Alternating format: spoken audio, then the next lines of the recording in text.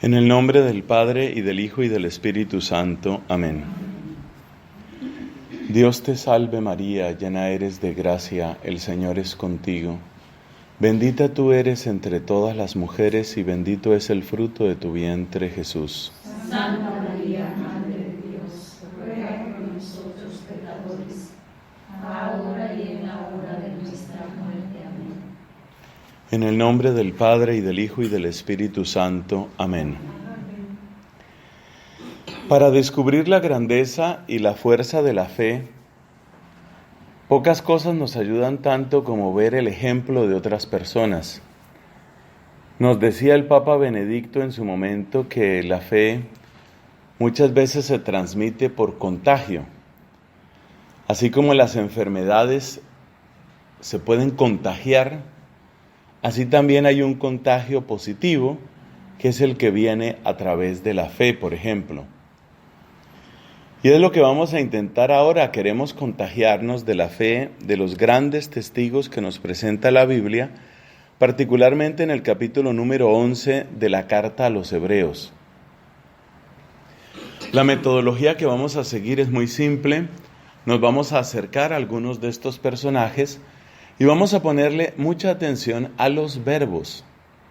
Porque los verbos son, en cierto sentido, el corazón del lenguaje. A través de los verbos le damos un nombre a las acciones, al hacer. Lo que está haciendo la fe lo podemos descubrir a través de estos verbos. Este capítulo invita a la fe por una razón, que es el mismo motivo de toda la carta a los Hebreos: dar ánimo a una comunidad que se encontraba en crisis. ¿Quiénes eran estos hebreos? Según los estudiosos, podía tratarse de algunos judíos convertidos al cristianismo, muy posiblemente judíos que estaban familiarizados con el culto en el templo. Por eso tantas indicaciones, comparaciones con lo que sucedía en el templo de Jerusalén. Esto quiere decir que eran personas que tenían toda su vida girando en torno al templo. De él vivían. Ese culto en el templo judío era la fuente de sus ingresos, pero también era el lugar de su vida social, de sus amigos. Era su vida. Al convertirse al cristianismo y al ser expulsados de la sinagoga, la situación de estas personas era realmente crítica. Por eso, padeciendo privaciones, humillaciones, exclusión, estaban en grave dificultad, y quizás algunos incluso empezaban a desanimarse tanto que ya dejaban de asistir a la asamblea. La asamblea, es decir, el grupo de oración, de predicación, de celebración de la Eucaristía. Dejaban sus asambleas, empezaban a dispersarse, a disgregarse. Tal vez algunos consideraban la posibilidad, yo no sé si alguien lo hizo, de apostatar y volverse al judaísmo. En ese contexto hay que entender la carta a los Hebreos. Este documento, pues, tiene el propósito de fortalecer a los que se encuentran en un mal momento. Por eso mismo creo que es un documento tan útil para nosotros, porque también nosotros, por distintas razones, podemos pasar por crisis y podemos sentir las mismas tentaciones de ellos, es decir, desanimarse, encerrarse uno en sí mismo o incluso dar marcha atrás. Eso también nos pasa a nosotros. Uno se desanima y empieza a caer en una mediocridad. Lo que antes decíamos, las cosas se hacen pero solo como por costumbre, por inercia. Esa es una. Después está el otro peligro grande, y es que uno empieza a encerrarse en sí mismo, uno se aísla, únicamente le interesan sus propósitos o sus proyectos personales, que es lo que decía San Pablo, todos buscan sus intereses personales, no los de Cristo Jesús. Y de ese aislamiento, nada bueno va a salir. Por el contrario, lo que puede suceder es que uno dé marcha atrás y viene la apostasía, viene la infidelidad en la vocación. Bueno, ya entendemos cuál es el contexto general de la carta a los Hebreos y esto explica por qué le da tanta importancia a la fe. Porque quiere invitar a estos cristianos que están siendo perseguidos, aislados, maltratados, parece que sobre todo maltratados físicamente, socialmente, psicológicamente, quiere invitarlos a que sean fieles. Por eso el capítulo 11 de la carta a los Hebreos. ¿Qué encontramos en ese capítulo? La fe es como aferrarse a lo que se espera, es la certeza de cosas que no se pueden ver. Pero hay que tener cuidado con esta definición. Las cosas que no se pueden ver no es porque no queramos verlas, las cosas que no se pueden ver es porque están más allá de lo que vemos. Recordemos lo que decíamos en nuestra charla pasada. El propósito de la fe o la esencia de la fe no es cerrar los ojos, sino ver más allá, ir más allá. Eso es lo que queremos. Pero como es más allá, pues no es evidente, no es inmediatamente evidente. Por la fe creemos que las etapas de la creación fueron dispuestas por la palabra de Dios y entendemos que el mundo visible tiene su origen en lo que no se palpa. Después de esta especie de definición o de presentación general de la fe, el resto del capítulo número 11 de la carta a los Hebreos está dedicado a presentarnos personas, cosa que de inmediato nos invita a una reflexión. Estos fueron los desafíos de ellos. ¿Cuáles son los nuestros? ¿Cuál es el desafío al que Dios me llama hoy? ¿Cuál es la respuesta que estoy llamado a dar hoy? A mí seguramente no me están sucediendo las mismas cosas que le sucedieron a Abel, a Enoc, a Abraham. Pero ¿cuáles son entonces mis respuestas? Decíamos en la charla anterior, la fe acompaña toda la vida porque no van a faltar desafíos a lo largo de la vida. Entonces, ¿cuáles han de ser mis respuestas en esos distintos momentos de la vida? Hagamos la lista de los nombres porque no les vamos a dar el mismo tiempo a cada uno. Se mencionan quiénes: Abel, el que fue asesinado por su hermano Caín; Enoc; Noé; Abraham. Luego se menciona, a Abraham se le da bastante importancia, pues como es obvio, ¿no? Porque precisamente por algo lo llamamos nuestro padre en la fe. Y luego encontramos a Isaac, a Jacob, a José, el hijo de Jacob, a los papás de Moisés, a Moisés. Luego los hebreos en el desierto. Luego aquella mujer de Jericó, Rahab. Luego hace una mención general de algunos de los jueces y menciona también a David, a Samuel y a los profetas. Esos son como los nombres principales. Es evidente que hace énfasis en Abraham. Abraham es el gran testigo de la fe. Abraham es el que realmente nos muestra qué es lo que hace la fe. Bueno, ahí tenemos ese panorama, pero dijimos que íbamos a fijarnos en los verbos. Entonces miremos qué es lo que hace la fe, lo vamos a mirar en los verbos. En general, como metodología para reflexionar, para meditar sobre la Escritura, permítanme que les recomiende siempre mirar los verbos. En un texto bíblico, usted lo lee y usted le pone particular énfasis a los verbos.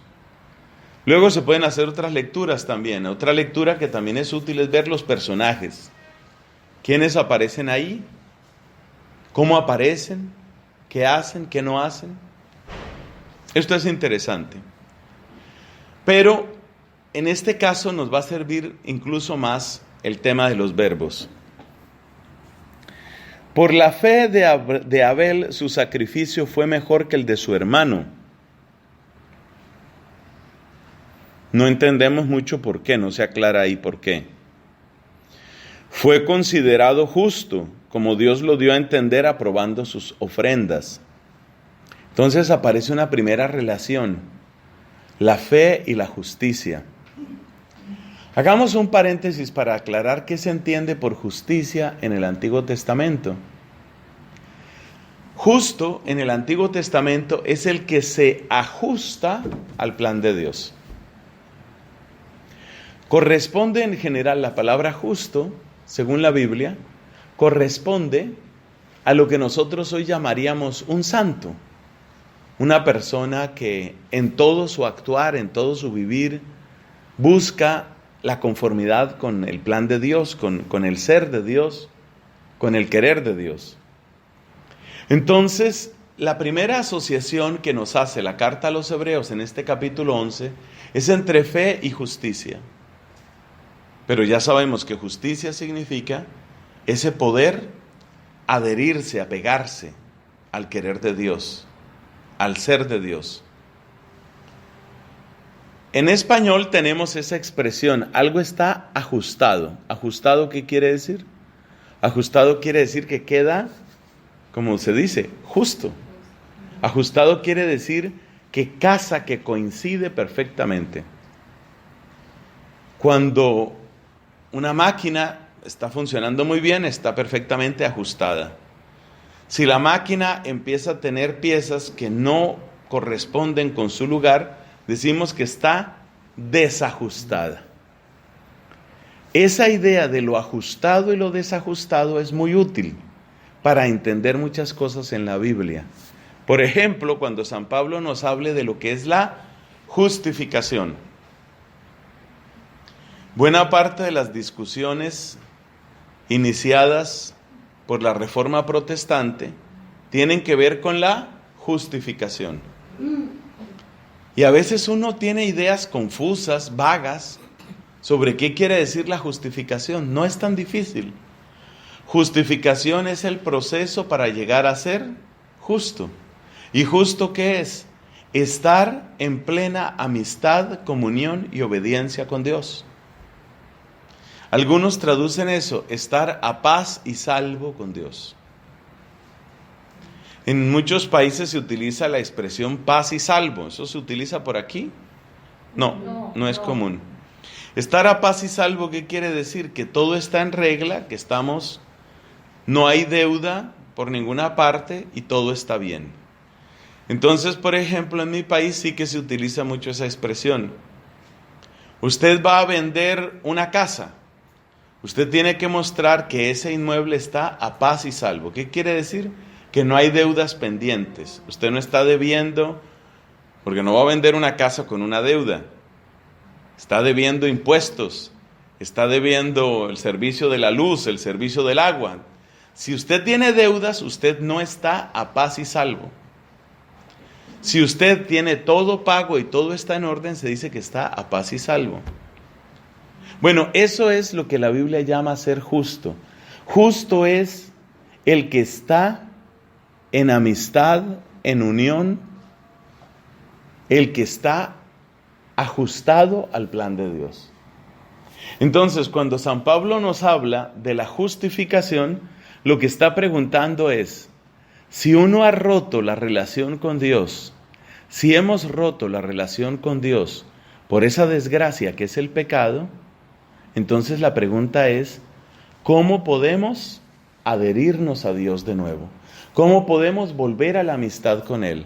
¿Cómo podremos ajustarnos a lo que Él quiere sabiendo que nuestra vida está completamente desajustada?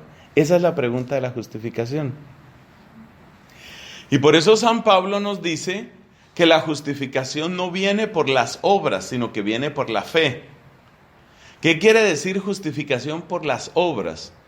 Quiere decir que si yo aplico diligentemente, perseverantemente la ley de Moisés, yo puedo reconstruirme y yo puedo alcanzar la unidad y la amistad y la paz con Dios. Esa es la justificación por las obras, que era lo que creían los fariseos. Entonces San Pablo nos dice, no, la justificación no viene por las obras, porque el ser humano no tiene dentro de sí la fuerza necesaria para realizar todas esas obras y para llegar de nuevo a la amistad con Dios. La justificación viene por la fe. ¿Por qué? Porque a través de la fe yo me abro a la buena noticia del amor divino, la buena noticia de la gracia.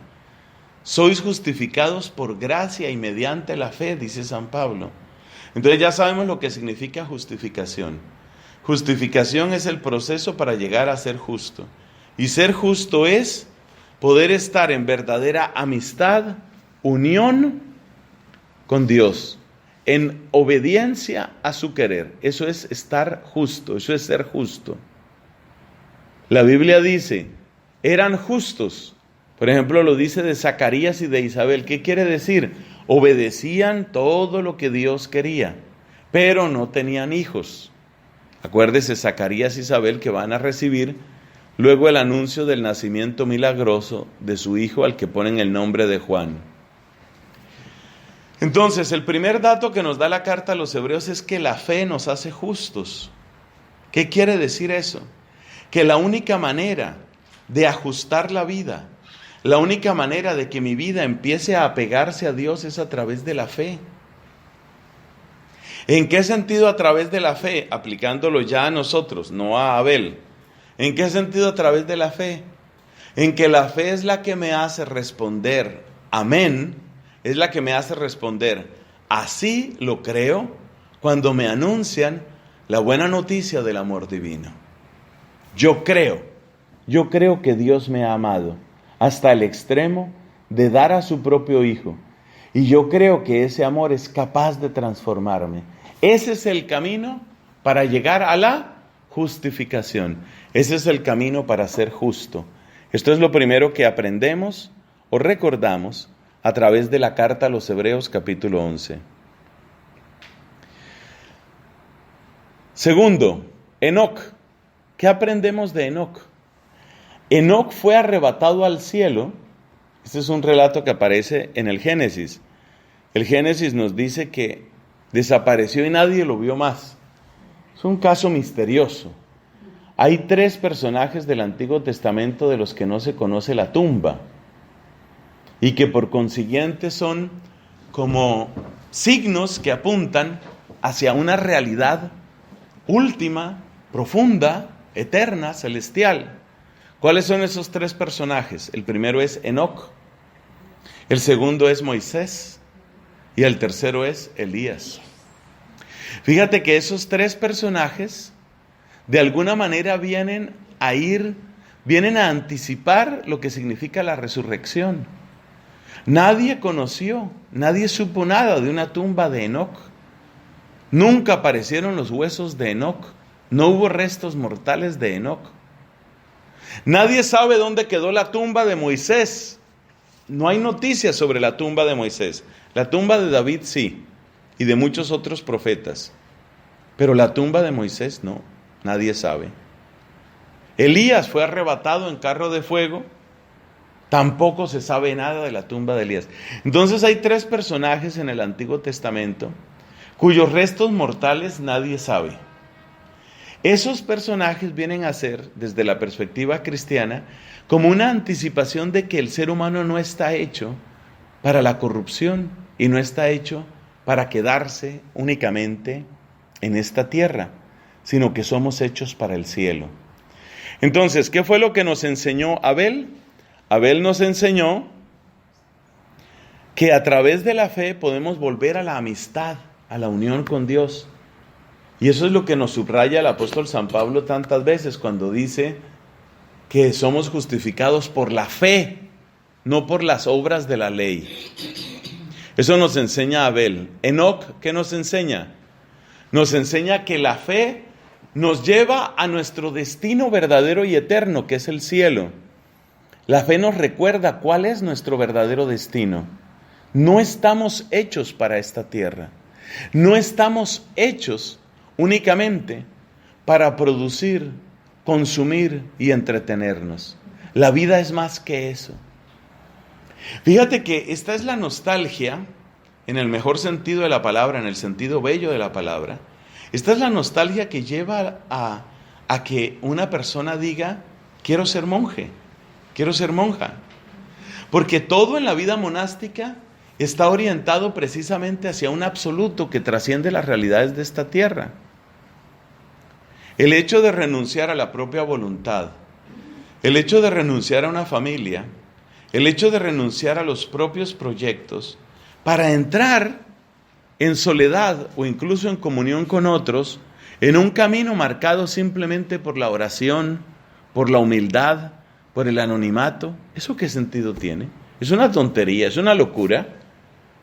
A ojos del mundo seguramente es locura y es tontería. Pero para nosotros es un mensaje que apunta hacia la gloria del cielo. Entonces, eso es lo que nos enseña este texto sobre Enoc. Enoc pone en la ruta del cielo como destino propio la fe. La fe apunta hacia el cielo. Esto es importante recordarlo hoy, porque es que hay personas que consideran que la vida cristiana toca justificarla por las obras de esta tierra. Entonces hay un caso muy doloroso, no hay necesidad de decir nombres aquí, pero en España tenemos 2 casos dolorosísimos de 2 comunidades contemplativas en donde aparecen religiosas supuestamente contemplativas, supuestamente monjas contemplativas, cada rato dando declaraciones en los medios de comunicación, saliendo por la televisión, hablando a favor de los inmigrantes, trabajando en la repartición de comida y de mantas y de todo este tipo de cosas. No es que estén mal esas obras de misericordia, sino que ese no es el carisma propio de la vida contemplativa. Y digo yo, ¿por qué una mujer que entró a una comunidad monástica, una comunidad contemplativa, luego quiere acreditar o justificar su vida ante los ojos del mundo a través, por ejemplo, de conseguir alimentos para los refugiados, para los inmigrantes? ¿Por qué eso? Repito, no es que estén mal las obras de caridad. Por supuesto, pertenece al cuerpo de la iglesia servir también a los hermanos más necesitados, pero cada uno tiene su propia vocación. Entonces, ¿por qué suele suceder esto? Porque el tiempo en el que vivimos es tiempo de grave incredulidad. Y entonces algunos religiosos sienten que para justificar su vocación ante los ojos de la sociedad, ante los ojos del mundo, tienen que mostrar que sí están haciendo algo en esta tierra. Como quien dice, nosotros estamos haciendo algo por los pobres, luego el evangelio sí funciona. Y resulta que si uno mira los evangelios, se da cuenta que toda la obra de caridad de Jesucristo, toda, tiene solamente un propósito, y es el anuncio del reinado de Dios, que tiene ciertamente su comienzo en esta tierra, pero que tiene su plenitud más allá de esta tierra. Entonces, ese elemento indispensable, ese elemento esencial de la vida cristiana, llevar más allá de lo visible, como dice hermosamente el prefacio primero del tiempo de Navidad, para que conociendo a Dios visiblemente, nos lleve al amor de lo invisible. Entonces, eso nos recuerda el caso de Enoc. El ejemplo de Enoc, la breve alusión a Enoc en el capítulo 11 de la carta a los Hebreos, nos recuerda que la fe nos pone en una ruta que supera lo de esta tierra. Esa misma idea va a aparecer después, sobre todo cuando dice estaban buscando una patria mejor. Porque si hubieran buscado la patria de la que salieron, tiempo tuvieron para devolverse, pero no se devolvieron. Entonces la fe es algo así como un impulso que nos está llevando siempre más allá de nosotros mismos, más allá de lo inmediato, más allá del beneficio, más allá de lo visible hacia lo invisible. Ojo el uso de las palabras. No digo más acá de lo visible, apretar los ojos, imaginar, hago de cuenta que no existe, como se dice de las avestruces, lo cual ya está desmentido hace tiempo, pero el dicho sigue, que el avestruz, cuando ve que hay peligro por todas partes, abre un huequito y mete la cabeza ahí. Como que dejando de ver el peligro, desapareciera el peligro. La fe no es eso. La fe no es tener amigos imaginarios, como se burlan algunos ateos, refiriéndose a nosotros los creyentes. La fe no es eso. Por eso hemos explicado antes, la fe es respuesta, es don. La fe es contenido y doctrina, la fe es confianza. Son los 4 rasgos que veíamos en nuestra charla pasada. Entonces, ¿qué hemos aprendido hasta ahora de este pasaje? De Abel aprendimos que la fe es el único camino para restablecer la plena amistad con Dios. Nada de mis solas fuerzas va a ser suficiente. Con el solo esfuerzo no es suficiente. Yo tengo que abrirme a través de la confianza, a través del abandono, a través de esa palabra tan hermosa secuestrada por el mundo financiero. Rendimiento. Un rendimiento. ¿Qué es rendimiento? Ahora la palabra rendimiento se aplica solo a las finanzas. Rendimiento. ¿Cuánto dinero gana usted con eso? Eso se llama rendimiento. Pero la palabra rendimiento tiene un origen muy, muy bonito. Rendimiento es el acto de rendirse. Entonces, ¿qué nos enseña Abel? Nos enseña que yo no llegaré a la amistad con Dios si no es a través del rendimiento. A través de rendirme, me rindo a Él. Lo proclamo como mi Señor, le entrego mi nada, le entrego lo que yo soy y sobre todo lo que no soy. Le entrego lo que anhelo y no alcanzo. Le entrego lo que deseo y no puedo. Eso le entrego, eso le presento. Eso nos muestra Abel. Enoc, ¿qué nos muestra? Enoc nos muestra que el destino propio de la fe es la eternidad, es el cielo. La fe hace uso de las cosas de esta tierra, pero usa la tierra mirando el cielo.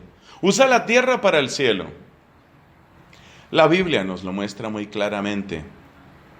¿Será necesario recordar un par de pasajes de la Biblia? Hagámoslo. Recordemos el caso de la multiplicación de los panes. Cristo manifiesta su disgusto por el hecho de que la gente se quedó simplemente en la barriga llena. Entonces dice el Señor, ustedes me buscan no porque hayan entendido el signo, o sea que Él quería que fueran más allá. Ustedes me buscan no porque hayan entendido el milagro, ustedes no entendieron nada. Simplemente se les templó el buche y ya con eso quedaron contentos con eso. Entonces ustedes no entendieron. Ahí se ve que Jesús no quería simplemente lo corporal, no quería simplemente que estos estuvieran satisfechos en su cuerpo. Quería que vieran ese signo como ¿qué? Como algo que apunta más allá. Quería que ellos entendieran el signo. ¿Qué es entender el signo? Entender el signo es ir más allá. Entonces están mutilando el evangelio los que creen que la vida religiosa se justifica precisamente porque arregla problemas sociales. Pero esto está sucediendo mucho, sobre todo en Europa, está sucediendo mucho. Por esos ataques tan fuertes contra la iglesia, por ese desprecio tan frecuente a la fe, entonces los mismos religiosos y sacerdotes creen que pueden exhibir algo, como diciendo, mire, espere, sí somos útiles, nosotros sí alimentamos gente, nosotros sí arreglamos problemas, nosotros sí le damos mantas al que tiene frío, nosotros sí acogemos inmigrantes. Hay que acoger y hay que ayudar, pero lo más importante no es eso, eso es instrumental y es labor de toda la iglesia. No todos tenemos que hacer lo mismo en la iglesia. Es labor de toda la iglesia. Entonces lo de Enoc es muy importante, es la referencia de cielo. Después de Enoc, entonces aparece Noé. Por la fe, Noé escuchó el anuncio de acontecimientos que no se podían anticipar y construyó el arca en que iba a salvarse con su familia. Ahí apareció un primer elemento sobre Noé. Noé escuchó el anuncio de acontecimientos que no se podían anticipar y construyó el arca en que se iba a salvar él con su familia. Efectivamente, cuando uno se pone a pensar en Noé construyendo el arca, yo me imagino así un sol como este que tenemos aquí, semejante sol, y Noé haciendo su arca.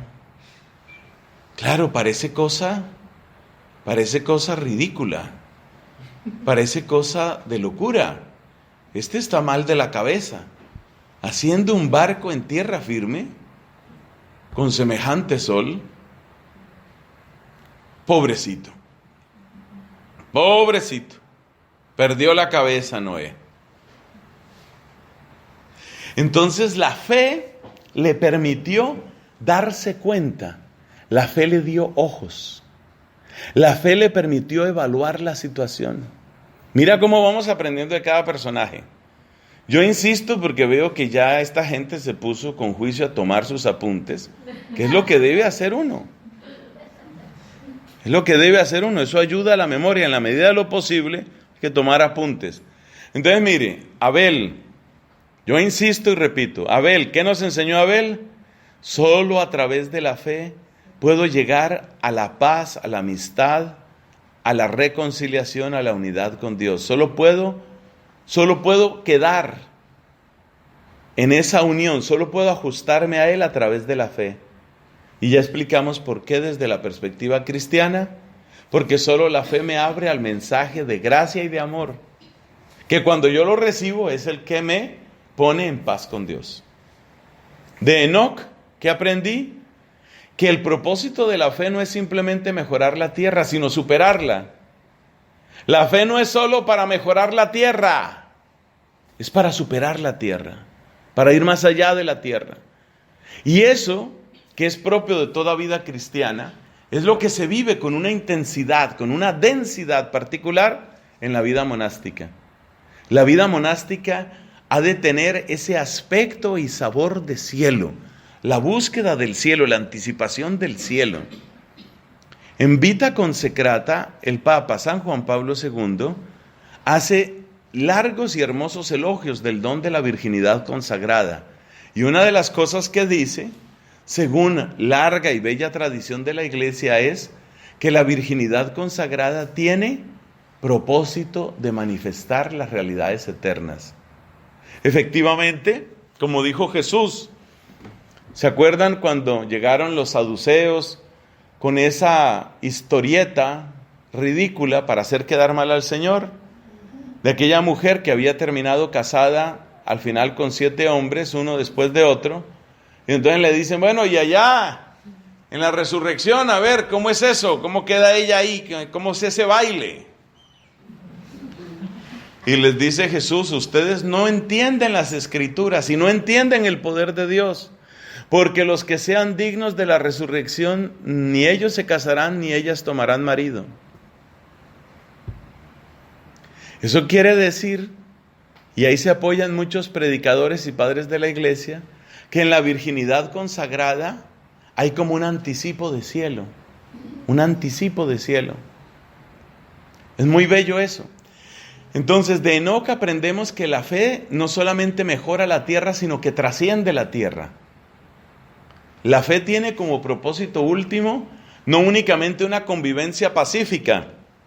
Algunos creen que están diciendo una gran cosa cuando dicen, mire, a través de nuestra fe hagamos este mundo más humano. Sí, pero te quedaste demasiado corto, demasiado corto. La fe no es para hacer simplemente el mundo más humano, es para hacerlo divino. es para hacerlo lenguaje de cielo, es para hacerlo anticipación de eternidad. Entonces, claro, el compartir con nuestros hermanos más necesitados es deber nuestro, pero ese compartir tiene un propósito, y es que se manifieste ya ahora la generosidad divina que tiene su plenitud únicamente en la gloria del cielo. Esos son Abel y Enoc. Y el que sigue es Noé.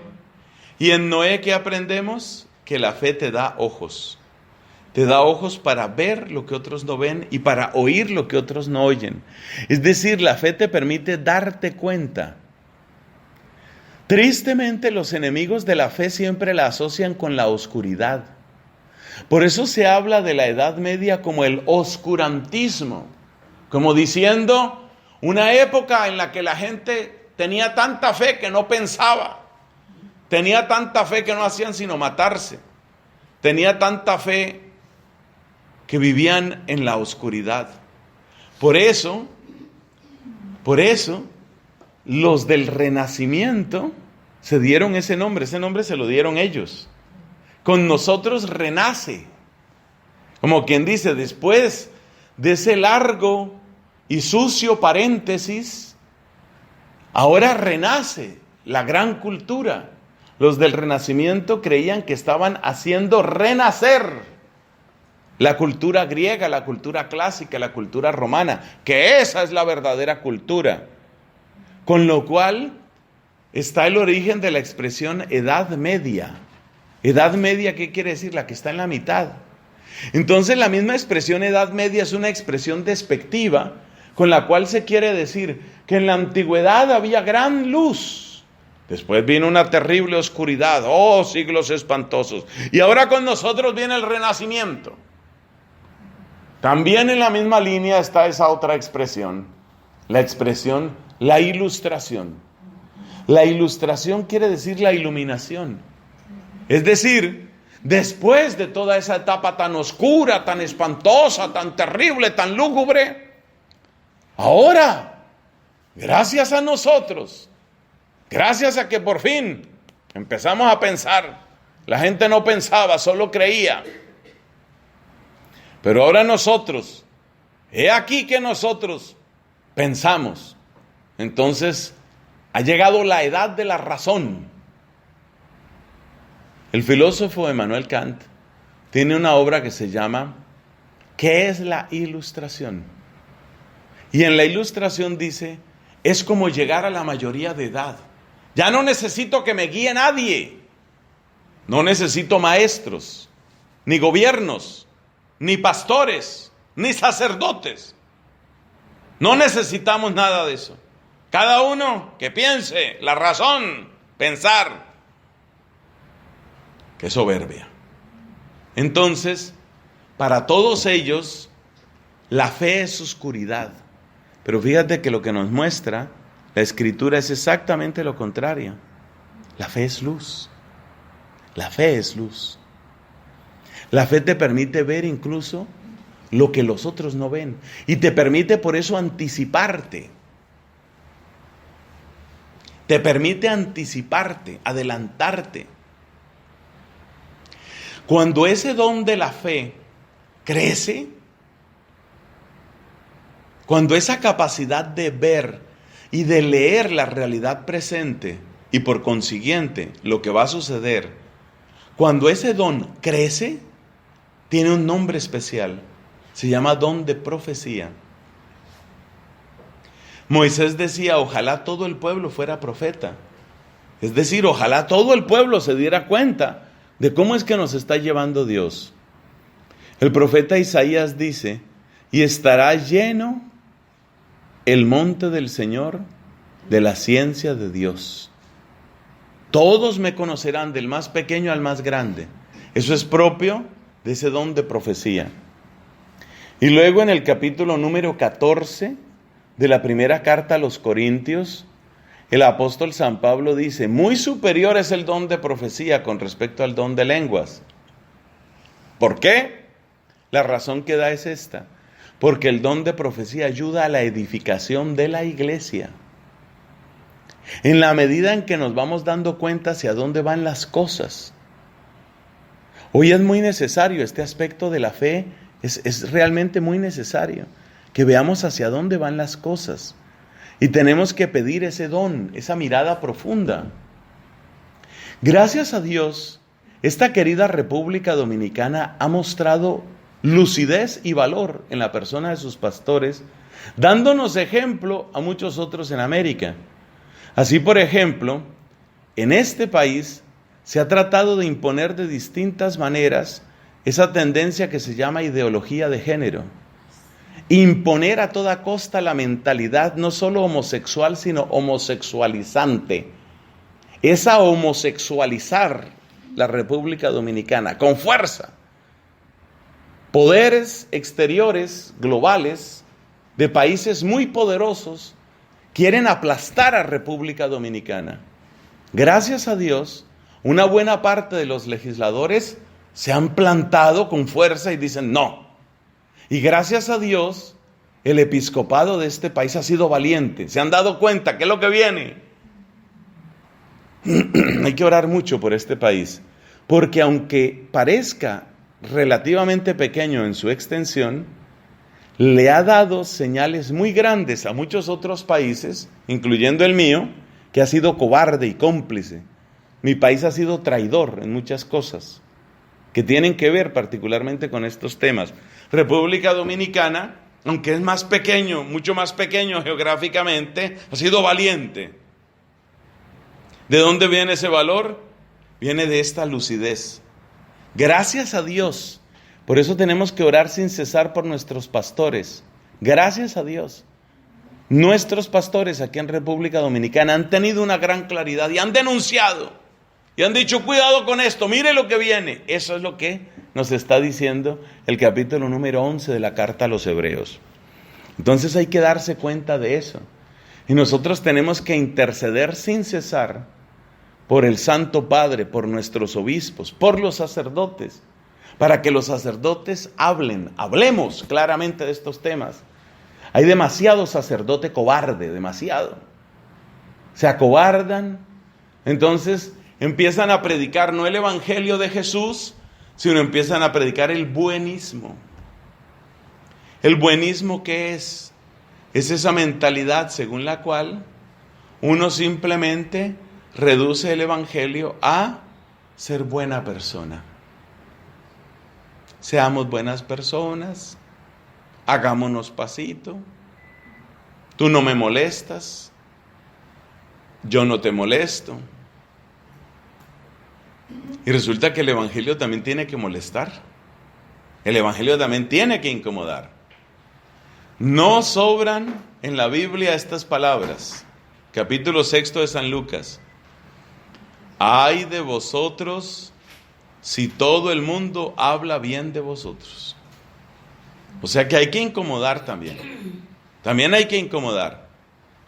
Es necesario. Entonces, Noé, ¿qué nos enseña Noé? Noé nos enseña que hay que leer la realidad con particular profundidad. Hay que darle profundidad a nuestra mirada. Cuando el cielo no lo anunciaba, Noé entendía, viene el diluvio. Cuando el sol parecía esplendoroso, Noé sabía, la tormenta está cerca. Cuando todos estaban tranquilos, dice Jesús, y comían y bebían, y compraban y vendían, y se casaban y se divorciaban. Cuando todos estaban tranquilos, Noé estaba inquieto, porque Noé sabía, hay que trabajar, hay que preparar el arca. La vida monástica ha preparado muchas arcas. De hecho, ha sido propio de la vida monástica hacer arcas. Cuando cayó el Imperio Romano en Occidente, estamos hablando de finales del siglo V de nuestra era, lo mejor de lo que se alcanzó a rescatar del mundo antiguo lo rescató la iglesia. Y el lugar donde quedó fue en los monasterios, singularmente los monasterios benedictinos, que era la comunidad que existía en la época. De modo que esa fue un arca. Los monasterios benedictinos fueron arcas. Hay gente que está haciendo arcas ahora mismo. Arcas. No las necesitamos con las dimensiones de Noé, ni con los materiales de Noé, pero necesitamos otras arcas. Es muy importante que ustedes miren su monasterio como un arca. Y es muy importante que ustedes piensen que en este lugar, donde se ama, donde se alaba, donde se proclama la grandeza y la belleza de Dios, aquí hay como un refugio espiritual. Y es muy importante que la gente que venga pueda sentir en el ambiente, y si van a hablar con ustedes, puedan encontrar en el tono de su conversación, puedan encontrar refugio. Porque la gente hoy se debate entre unos y otros ídolos, entre unos intereses y otros. Insisto en mis resúmenes. ¿Qué aprendemos de Abel? Que solo por la fe se puede llegar a agradar a Dios y estar en amistad con Él, aceptando su palabra, aceptando lo que nos ha dado en el Evangelio. ¿Qué aprendemos de Enoc? Que la fe no es solo para mejorar el mundo, sino para trascenderlo. ¿Qué aprendemos de Noé? Que la fe nos da una mirada más profunda y una escucha más intensa. En el versículo 8 y durante varios versículos encontramos al gran testigo de la fe, Abraham. Abraham. Con toda razón lo llamamos nuestro padre en la fe. Hay algo muy interesante en la historia de Abraham. Un detalle que creo que no se predica lo suficiente. El papá de Abraham se llamaba Terah. Ustedes habrán escuchado muchas veces que Dios llamó a Abraham desde Ur de Caldea.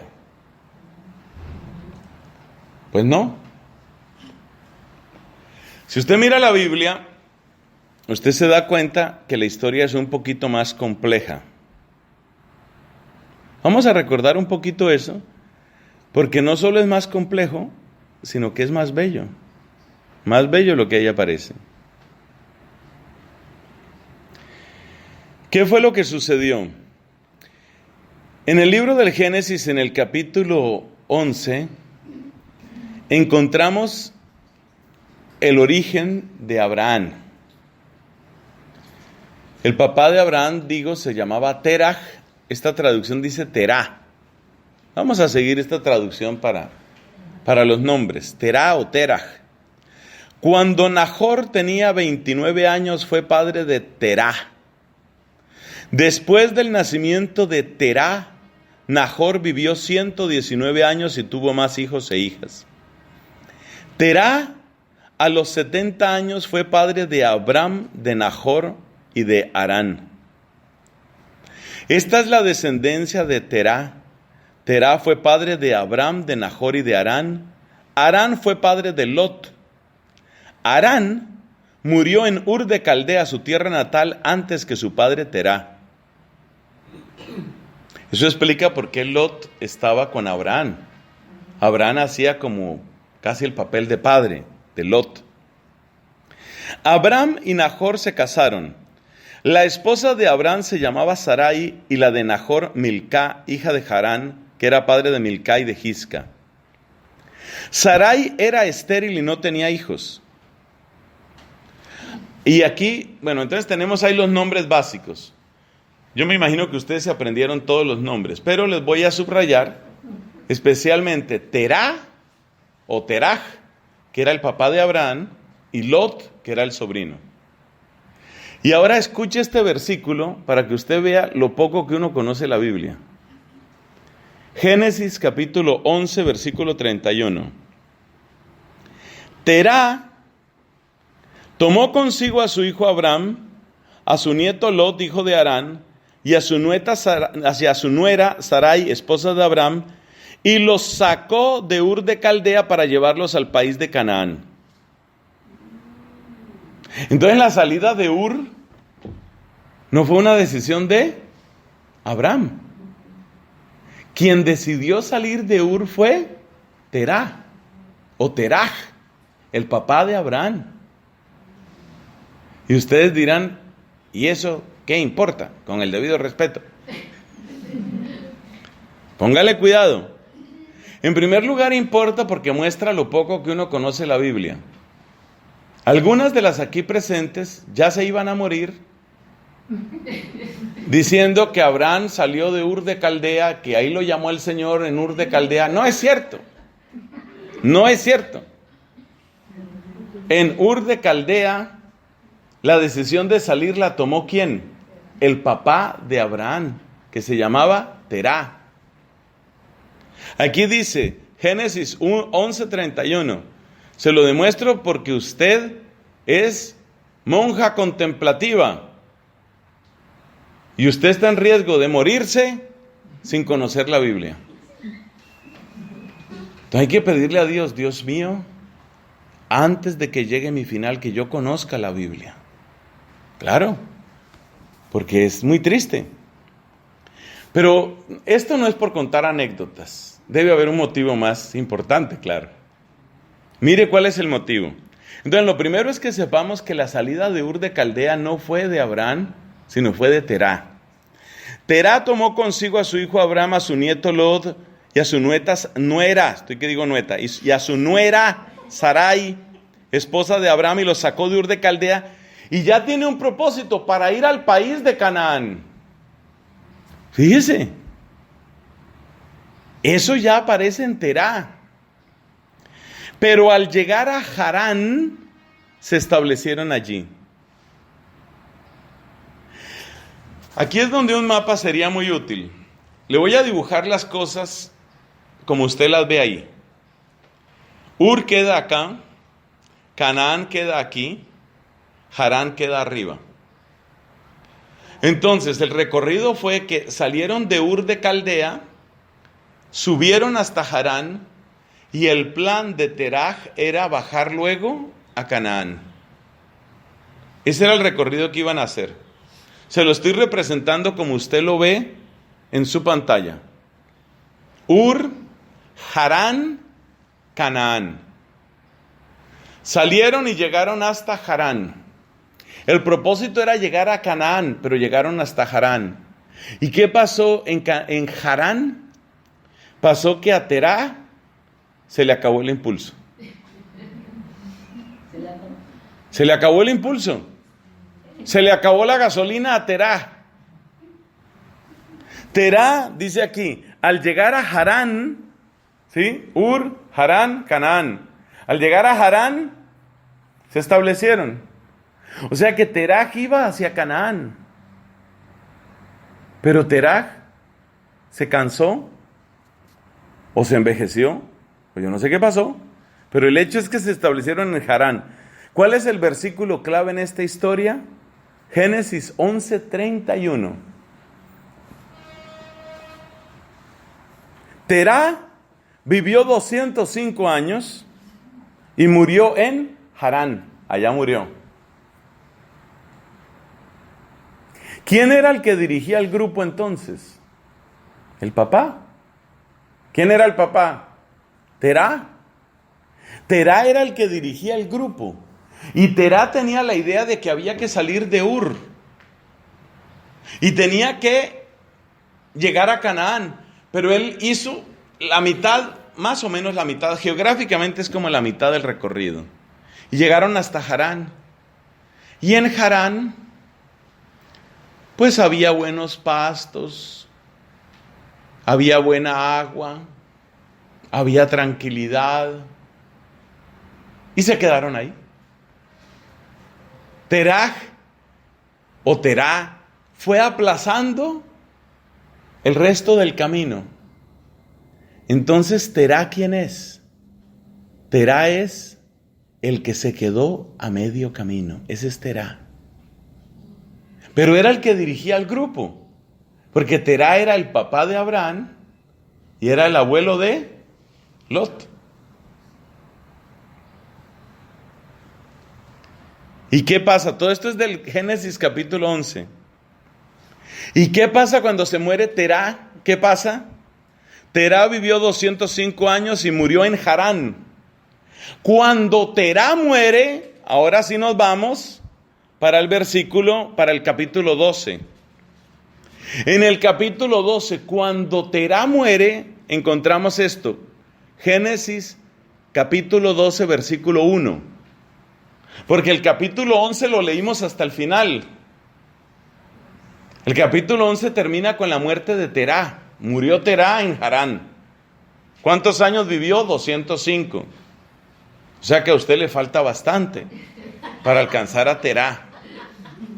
Pero hay algunas que las veo impulsadas. Entonces murió Terah en Harán.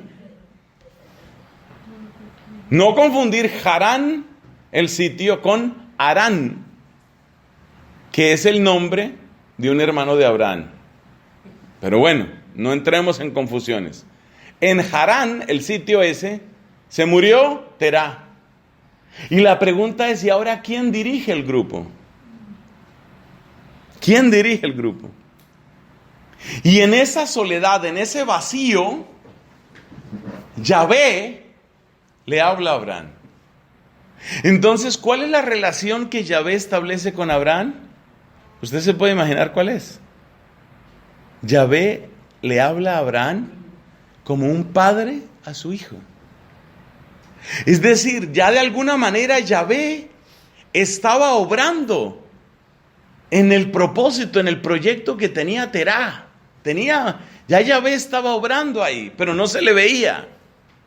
Muere Terah a los 205 años de edad. Queda Abraham. Y ahora Yahvé le habla a Abraham. O sea que Yahvé viene a tomar el lugar de Terah. Yahvé dijo a Abraham: deja tu país, a los de tu raza y a la familia de tu padre, y anda a la tierra que yo te mostraré. Porque acuérdate que Terah había llegado hasta ahí y se había establecido. Terah representa el esfuerzo humano que llega hasta un cierto punto y se cansa. Terah representa las fuerzas de la carne, las fuerzas del propósito humano. Terah sabía qué bueno sería llegar a Canaán, qué bueno alcanzar Canaán, bien llegar a Canaán, pero nunca llegó a Canaán. Se quedó a mitad. El sitio donde se quedó se llama Harán. Ahí se quedó. Entonces Yahvé, que de algún modo había inspirado esa epopeya, ese camino sorprendente, saliendo de Ur hasta Harán, dice, bueno, vamos a llevar esto hasta el final. Con una diferencia, y es que Terah sí les dijo para dónde iba, pero no llegó. Yahvé no le dice a Abraham para dónde va, pero lo lleva y le hace llegar. Entonces, fíjate la relación que hay con la fe. La fe me lleva más allá de mis fuerzas humanas. La fe va más allá. Las fuerzas humanas están representadas por Terah. Terah llega hasta Harán. Pero en Harán ya estamos como bien aquí. Ya dejemos así. ¿Qué es lo que puede pasar en la vida religiosa? Uno habla con una novicia. ¿Qué quiere ser? Santa. Responde ella: quiero ser santa. Hermoso. La novicia profesa. Hace su profesión solemne. ¿Qué quiere ser? Quiero ser buena. Ya le bajó. Ya fue llegando a Harán. Ya le bajó. Llegan las bodas de plata. Hermana, ¿qué quiere ser? Bueno, no ser mala. Ya le bajó otro poco.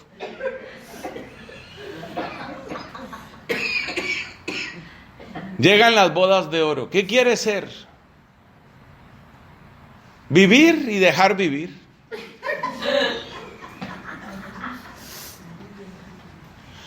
Entonces fíjese que uno va bajando.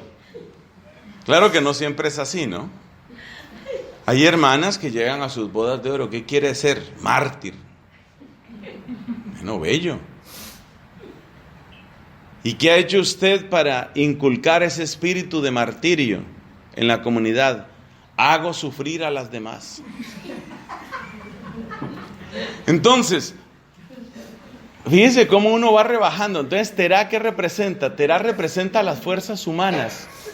Uno sabe que uno tiene un Canaán a donde tendría que llegar, pero uno se contenta con lo regular. Mire, con que dejen vivir, con que dejen vivir, con que no molesten. Decía un provincial en mi país, mire, que no amanezca ninguno colgado por ahí en la puerta ya es ganancia. Entonces, uno se queda ¿dónde? En Harán. Uno se queda en Harán. Eso fue lo que le pasó a Terah. Terah se quedó en Harán. No llegó a Canaán. Entonces, Abraham nos va a enseñar muchas cosas. Y la primera que nos enseña Abraham, ¿cuál es? Que la fe me lleva hasta el final. Las solas fuerzas y propósitos humanos, no. Uno siempre encuentra su Harán. Entonces tú tienes que encontrar cuál es tu Harán. Harán, ¿qué es? Donde yo me estanqué, donde yo me establecí. Una vida suficientemente soportable. No es la vida que yo quería, pero bueno, por lo menos dejan vivir. No me meto con nadie, nadie se mete conmigo.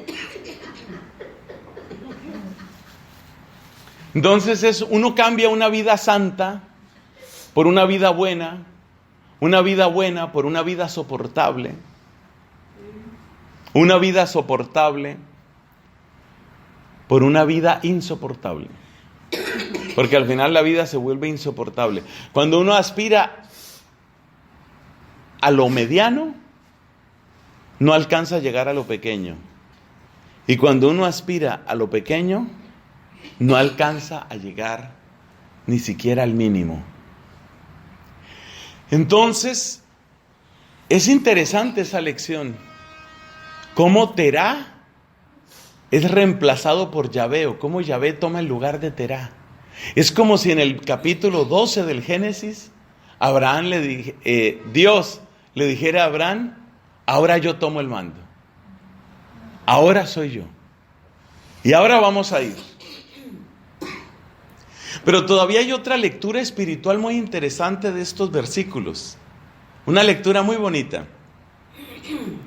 ¿Cuál es la gran diferencia? Ya la dijimos.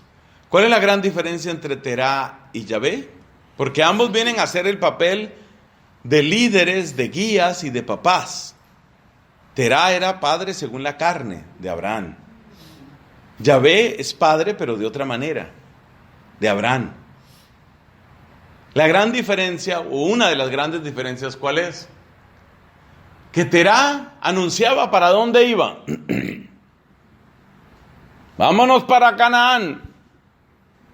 Arreglen sus maletas. A ver, prepare los camellos, envuelva las tiendas, recoja los rebaños, nos vamos para Canaán. Listo todo el mundo para Canaán. Terah decía para dónde iba. Yahvé cambia de estrategia. No le dice para dónde. ¿Qué le dice en cambio? Yo estaré contigo, yo te lo mostraré. Entonces el cambio que trae la fe es ese. No importa tanto a dónde. No importa tanto por dónde. Importa en cambio desde dónde y sobre todo importa con quién. Se la repito para sus apuntes espirituales. Con la fe no importa tanto a dónde. No importa tanto por dónde. Con la fe lo que importa es desde dónde. Y sobre todo importa con quién. Sal de aquí. Esta es la tierra de tu padre. Propiamente la tierra del papá de Abraham no era Harán. ¿Cuál era? Ur. Terá era de Ur. Sal de la tierra de la casa de tu padre. ¿Por qué? Porque ahora yo soy tu padre. Y no importa a dónde te lleve. Y no importa por dónde te lleve. Lo que importa es de dónde sales para que no te devuelvas. Y lo que importa es con quién sales para que llegues. Lo que importa es de dónde sales para que nunca te devuelvas. Escucha, hija, mira, inclina el oído. Olvida tu pueblo y la casa paterna. Prendado está el rey de tu belleza. Póstrate ante él, que él es tu Señor. Entonces sí importa de dónde, para que no vuelvas. Y sí importa con quién. Entonces caminar en la fe, ¿qué es? Tener claro de dónde me sacó el Señor y tener claro con quién camino. Pero por supuesto, Abraham tiene muchas más lecciones que darnos y con la bondad de Dios nos las va a seguir dando. Gloria al Padre, al Hijo y al Espíritu Santo.